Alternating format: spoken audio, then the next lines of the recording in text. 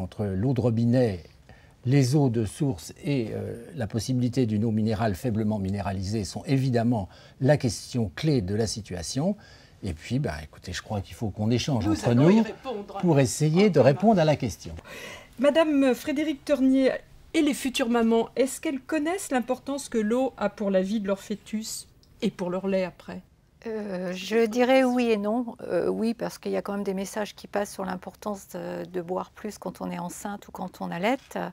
Non, parce que comme beaucoup, elles sont un peu perdues sur les qualités, les différentes qualités des eaux et qu'elles sont hésitantes.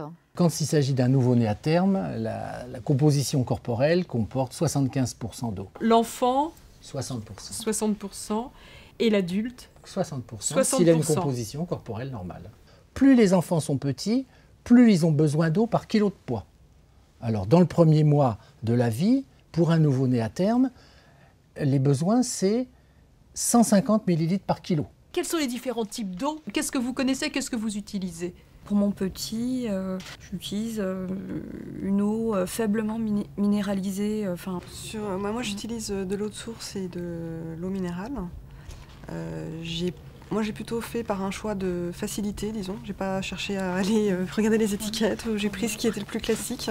Moi, j'étais pas trop calée sur le sujet, donc je me suis fiée à la maternité, ce qu'ils m'avaient conseillé. J'en avais 2 au choix, et donc voilà, j'en ai choisi une. J'ai regardé bêtement pour les bébés, vous savez, sur les étiquettes des eaux, il y a un petit bébé en photo. Et du coup, j'ai regardé celle qui était avec le bébé pour prendre, tout simplement.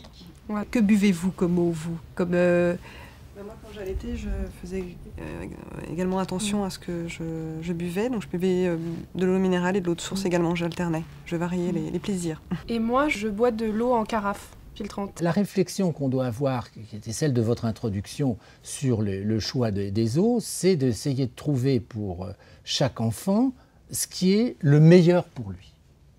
Donc, dans le meilleur pour lui, l'Agence française de sécurité sanitaire des aliments, donc l'AFSA, en 2003, a revu, pour les eaux qui devront être consommées par nos petits, les limites qu'on peut, pour chaque minéral ou pour chaque oligo-élément, avoir en mettant l'enfant dans les meilleures conditions possibles. Quand on va choisir une eau pour préparer un biberon, il faut prendre une eau qui est la garantie la plus totale d'être dans une position d'excellence et que ça correspond, cette définition, à des eaux minérales, peu minéralisées. Il n'y en a pas beaucoup en France, il y en a une beaucoup plus importante que les autres. Je dis les choses comme elles sont parce que c'est très important et c'est l'eau d'Évian, bien entendu. Il y en a d'autres.